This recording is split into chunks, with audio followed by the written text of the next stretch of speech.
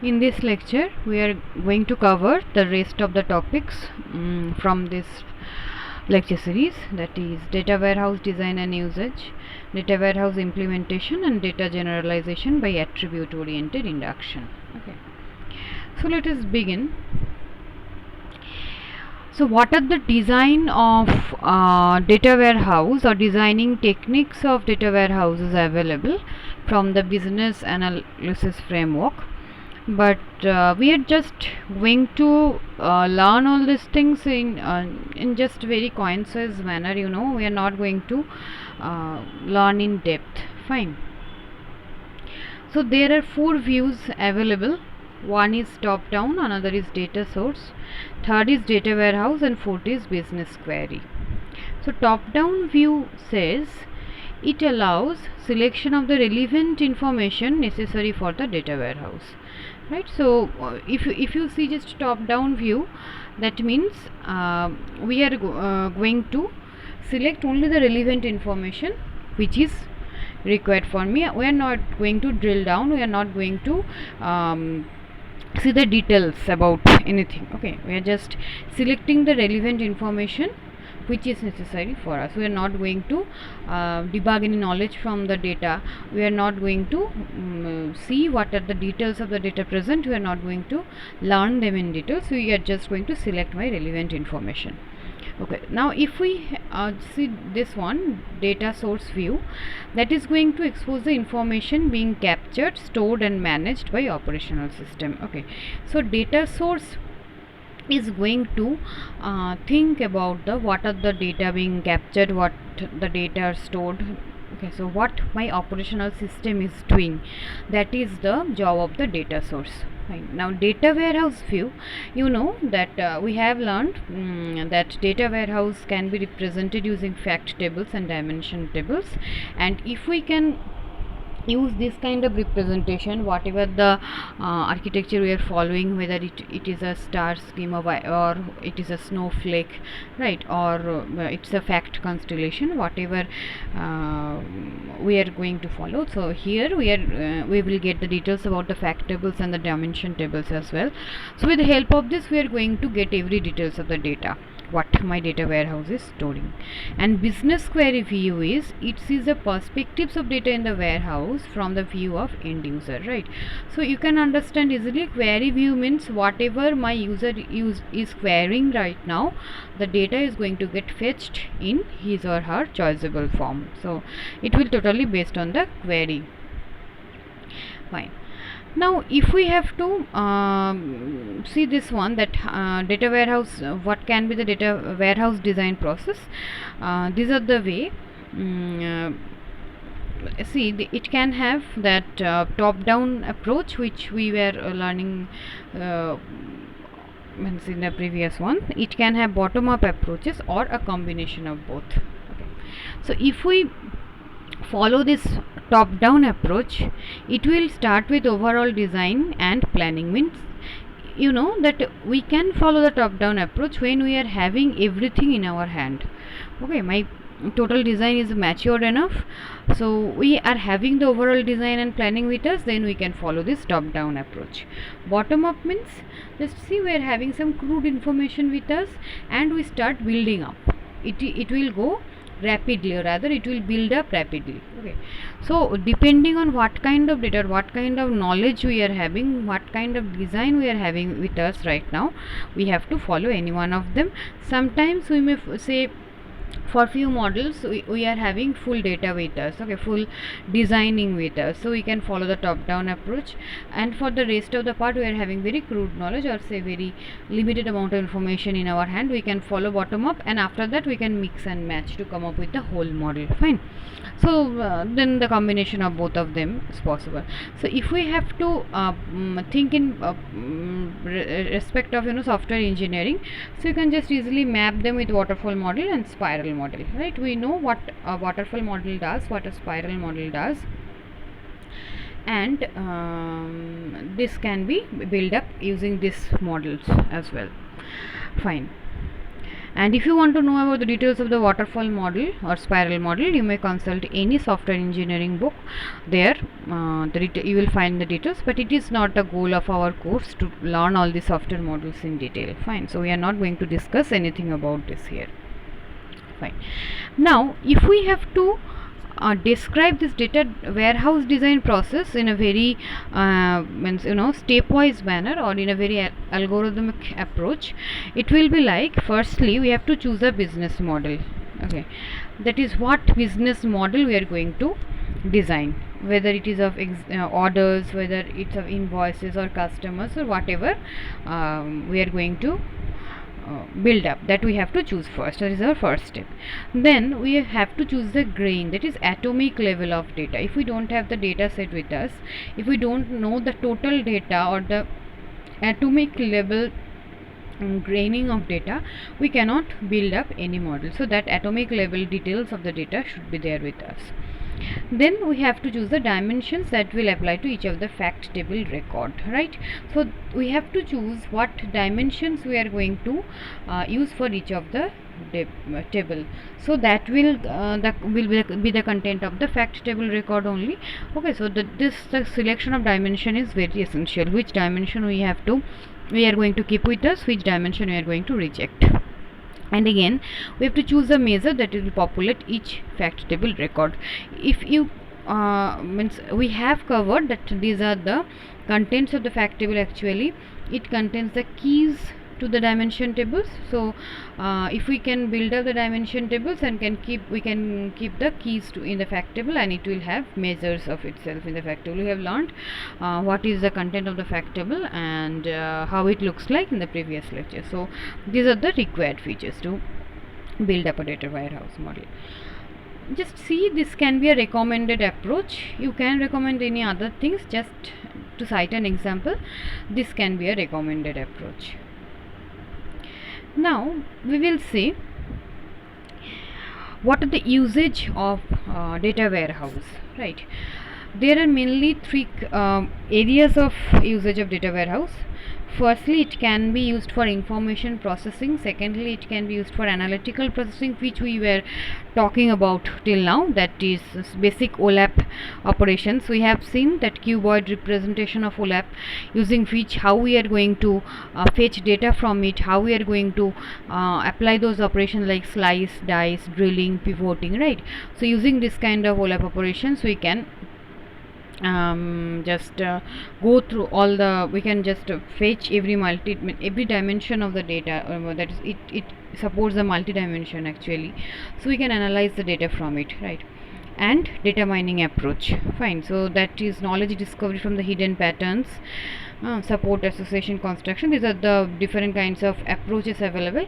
Now see, the first one, that is information processing. It supports querying, basic statistical analysis. So we have learned basic statistical analysis like median, to find out the median of some value. Okay, we have learned some techniques like finding out the correlation or covariance, right? So that will be enough, because we are not going to learn statistics in details here, and we have covered this OLAP portion. And now our basic or rather you can say our main motive is to focus on this data mining part, because our syllabus is mainly focused around this data mining part. So we will learn this association rules. So we will learn some classification and other kinds of tools available, but we will mainly focus on knowledge discovery part rather than visualization tools. Okay, so that we are going to learn in details. Fine. So there is was a proposal like this, if we can move from OLAP to OLAM, right?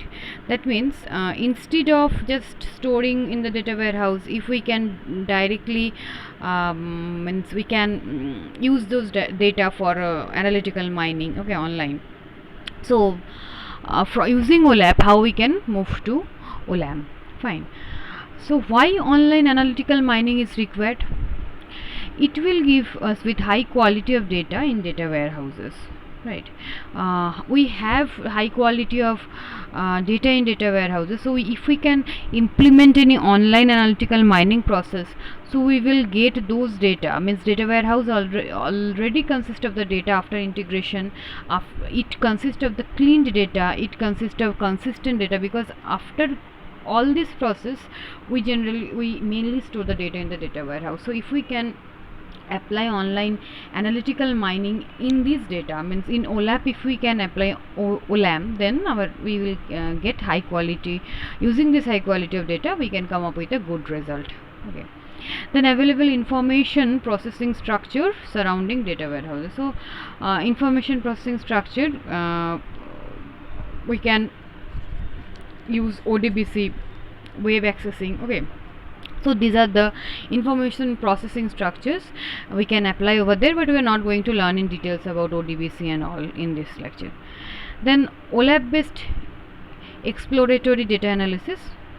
So we have learned this kind of exploratory data analysis like drilling, slicing, pivoting. So using this we can just you know, we have seen that this cuboid structure or multidimensional representation of OLAP is very useful, because we can represent data of any dimension, and just with the help of this kind of drilling, dicing, pivoting, and this kind of operation, we can analyze the data very easily. Okay, so this can be applied on OLAP. And online selection of data mining functions. So these are the functions, you know, it can be applied on the data warehouse or other OLAP. Now we will see this topic, data warehouse implementation. Just remember this one. This is a very important formula, that we were talking of data cube, we were talking of lattice of cuboids, right? So we have seen data cube. We know that the bottommost cuboid is called the base cuboid, and if we keep on moving to the hierarchically upper level, so it will ultimately the topmost cuboid we call it as apex. Okay, and it is 0D, and because it has one cell only, and if we can come down, it will have the total base cuboid will be of n dimension, right? And now for this prediction, that if an n-dimensional cube with L levels are there, how many cuboids are possible? So this is a very important formula. You can see here, if we just can sum over from 1 to n for n dimension. So here n is for the mentioning the what is the dimension of the cube actually is. So after putting that value, if we can just sum it off, L stands for the level, that is how many levels are there, we can come up with the number of cuboids possible. Fine. So if you were given with a short type of question that and this much of levels are there, and this is the dimension of the cube, so how many cuboids are possible? So you can easily put up the value here and can find out the number of cuboids possible. Okay. Now just see this one, the compute cube operator. Okay, so compute cube operator does what? It will just actually work like the SQL or structured query language that we have learned so far. And here you can see that what it is doing. If we have to select apply select operation, fine. So just see here, it is just using select operation as exactly like SQL, select item city comma year, and it is also using one aggregate function, that is sum of the amount from cells. Just see, instead of group by clause or like what we have used in SQL language, it is using cube by clause. Okay. So this is called DMQL, that is data mining query language, and with the help of this kind of query language we can fetch data. Okay, so cube by item ct here, so whatever group by clause we used to give in SQL, it will act accordingly, and instead of this group by we will use cube by here. Now we will see another indexing structure of OLAP data. It is called bitmap index. Just see, it was represent means it will be represented like this. We have to mention the index on means the tuple on which, or the attribute on which we are indexing. Let's see the base table present here, and firstly we are indexing on region. Fine, just remember there are 5 columns present. In the region there are how many unique type of data present? One is Asia, another is Europe, then America, this 3, right, and others are repeated. You can see here Asia is present in the first row and the third row. So if you just come to the second table, in the Asia column 1 is present in the first row and third row only, and the rest are 0, because to find out the index of this Asia, index vector rather, so bit vector, we will in place of Asia we can write 10100. That means Asia will be present in first row and third row, and rest in the place of 0 it will not be present. Similarly you can find the bit vector for Europe and America as well. Now if we index on this type, so there are how many types? The unique values in type are retail and dealer, right? So similarly we will put 1 where the retail is present, and we will put 0 where it is not present. So we can find out the bit vector as well. Fine. Now another technique, so remember one thing, we will just learn the basics of all these things. We are not going to learn the depth of this topic. We have learned the cuboid structures. We have run the cube OLAP functionings or OLAP operations, and that we have learned in details, and that is the basic content of this lecture. And still, to cover the total thing which is present, we will learn the very basic part of this. Okay, so indexing OLAP with join indices. So here we are joining some indices. You can see here what it is doing. In data warehouse, join index relates the values of the dimensions of a star schema to the rows in the fact table, right? So what, if you remember that what we do in the dimension table, we have to map those to the fact table. Okay, just see here what it is doing. Here we are having the fact table called cells. You can see it is present in the diagram, the middle table, and 2 dimensions, one is city, another is product. Okay, just see here what it is doing for the okay, in place of city and product, here location and item are present. Fine.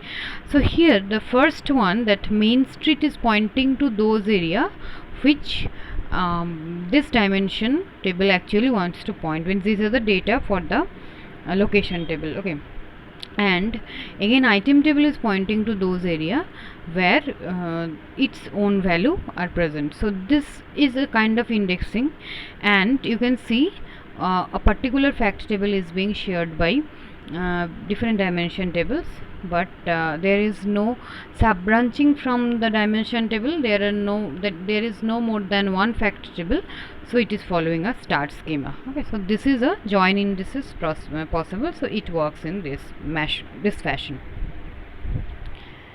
Next, here efficient processing of OLAP queries. So how efficiently we are going to process my OLAP queries, because since it is working in a huge database, so we have to process the query in such a manner it should be efficient enough, right? So what are the different techniques available in OLAP operations? It is drill, roll, right? These are the operations we have learned. There are dice. So if we have to convert my OLAP queries to SQL, we have learned that drill and roll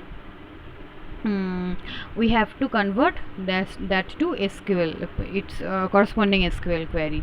And we have learned that DICE is a combination of both selection and projection operator. So if we are having this kind of operations present, so if we have to build a SQL query from the OLAP operations available, we have to use the functions accordingly. But still we are not going to convert my OLAP queries to SQL in our syllabus. Just to give an insight, we are learning just the basic of it. Okay, you can see here an example is given. So here these are the different attributes on which it will work, and so there can be one query which my OLAP is asking for, so we can convert it to the SQL as per its need. Okay, now we will see this one. What are the OLAP server architectures available? One is called ROLAP, that is relational OLAP. It uses relational DBMS mainly, or sometimes extended relational DBMS as well, to manage the data warehouse, right? And there is another technique called MOLAP, called multidimensional OLAP. It uses parse array based multidimensional storage engine. Okay, so just to have the basic idea. So we will see which architecture is using what, but again we are not going to learn in depth about all this. Another architecture is present called hybrid OLAP, and another is specialized SQL servers are present. So these are some of the examples. Microsoft SQL Server is based on this hybrid OLAP. Okay, Redbricks is based on specialized SQL Server. So these are the examples of different architectures which a OLAP server can use. Okay, now we will cover our last topic, that is data generalization by attribute oriented induction. So this technique was proposed in KDD workshop in 1989, right? It is not confined to categorical data or not particular measures. And how it works, it collects the task relevant data using a relational database query. Means task relevant means you can understand it should be subject oriented enough. So which area we are focusing on, based on that we are going to collect my data, means which is associated to my task now. Then we'll perform generalization by attribute removal or attribute generalization. So what is attribute, when we are going to apply attribute removal, when we are going to apply attribute generalization, that we will learn in our next slide. Okay, then apply aggregation by merging identical generalized tuples and accumulating their respective counts. We will see an example. I think the concept will be clearer to you. See this one, here we are focusing in an example. Here the example is saying describe general characteristics of a graduate student in university database. So step 1 is what? We are going to fetch the task relevant data. Just see here what we are fetching. We are fetching the details of the student from student database, where the status is MSc, MB, PhD. Means the table from where we are going to fetch this, it had this kind of values, so they are specifying accordingly. Okay, now we have to see the next steps. So better directly move to the next slide, which will help you with an example. You can see here, initially we have got this table. Okay, we had we used star operation, that means we have got every details of the student. Okay, now see here, firstly we are generalizing the relationship. What generalization we are doing?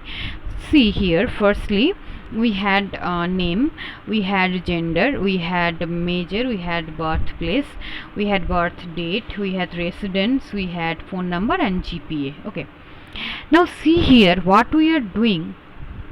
Instead of using the name, we will just have the count. You can see here, firstly, instead of this major, means it is CS, physics, okay, then it can have chemistry, it can have any other branches of science. So we are maintaining it as under the science category only. Okay, now see here, instead of birthplace we are using the birth country or birth region. You can see here both the male candidates, that is Jim and Scott, are from Canada. So you can see here only we are maintaining the region Canada, right?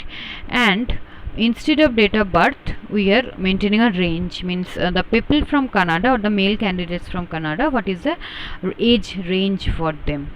So their age is lying between 20 to 25. And instead of this GPA scaling, we are just scaling it, and means we are using the range that if my GPA falls in this category, we will mark them as excellent, we will mark them as very good, and so on. So that will be defined somewhere definitely, but we are just focusing on the generalization process.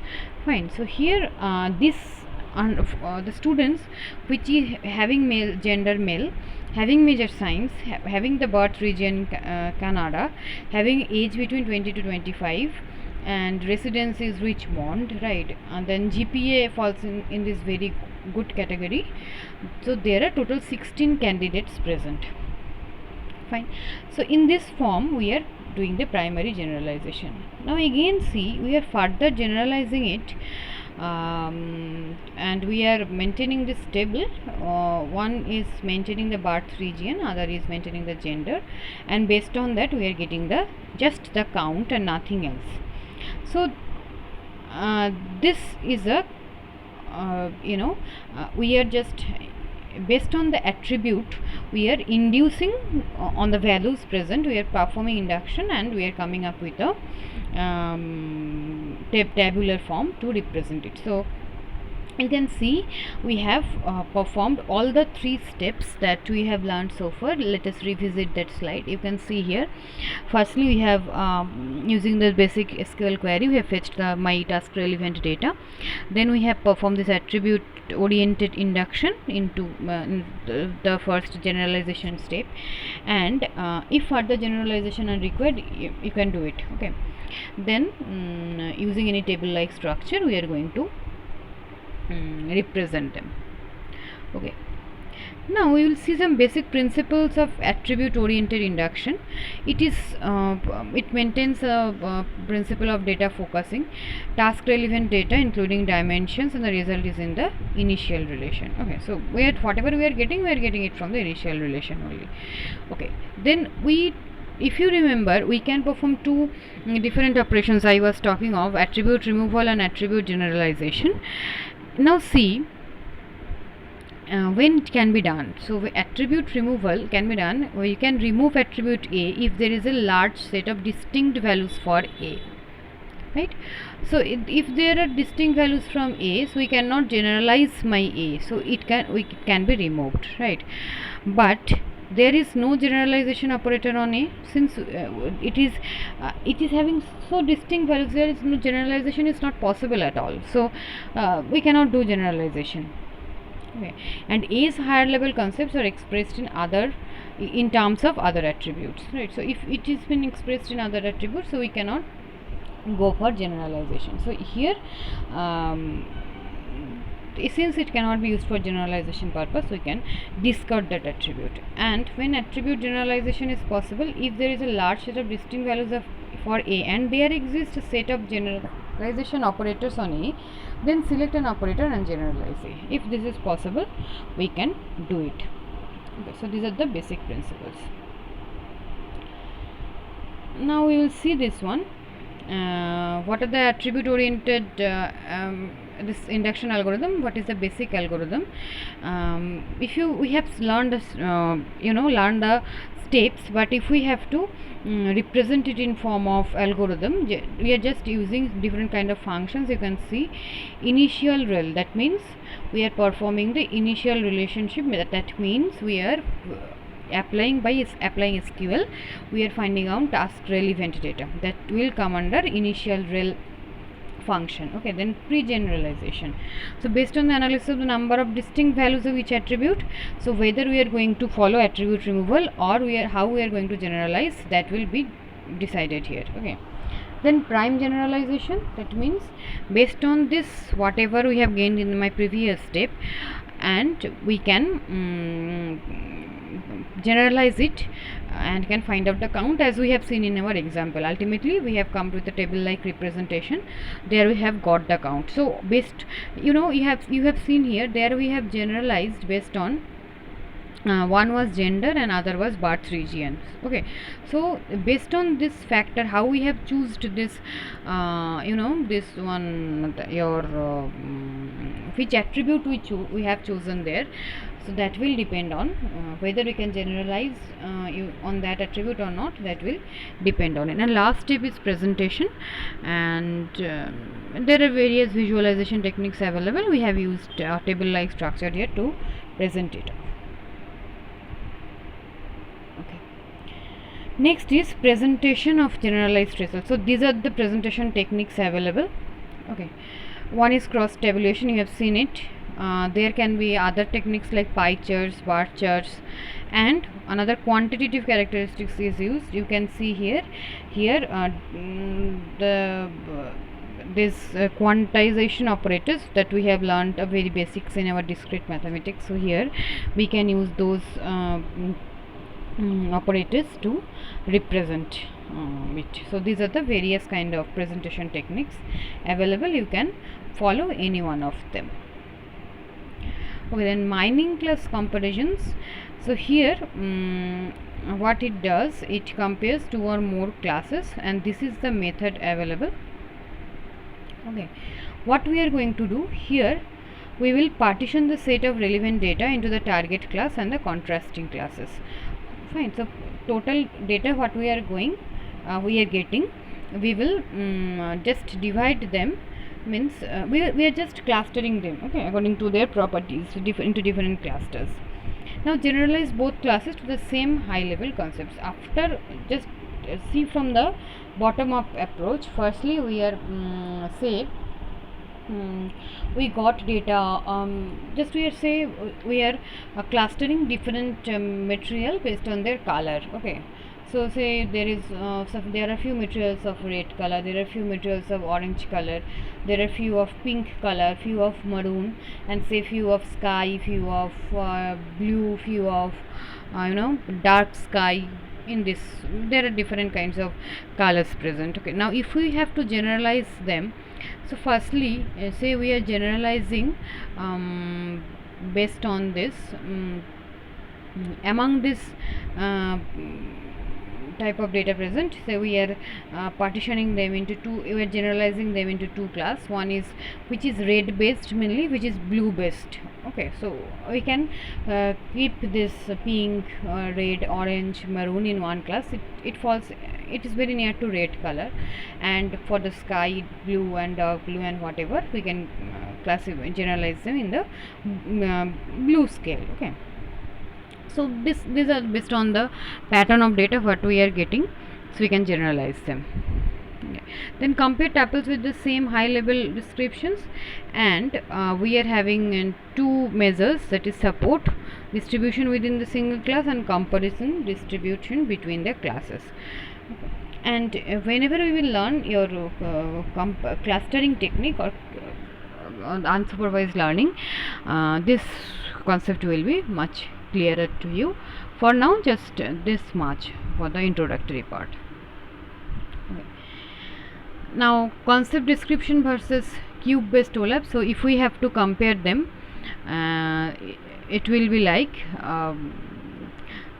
here similarity will be like data generalization, then presentation of data summarization at multiple levels, and interactive drilling, pivoting, all these are support. And if we have to differentiate between them, these are the differences present. And AOI stands for attribute oriented induction, which we have learned so far. So these are the differences between concept description, that is AOI, that we have learned, and cube based. So these are the similarity and differences present.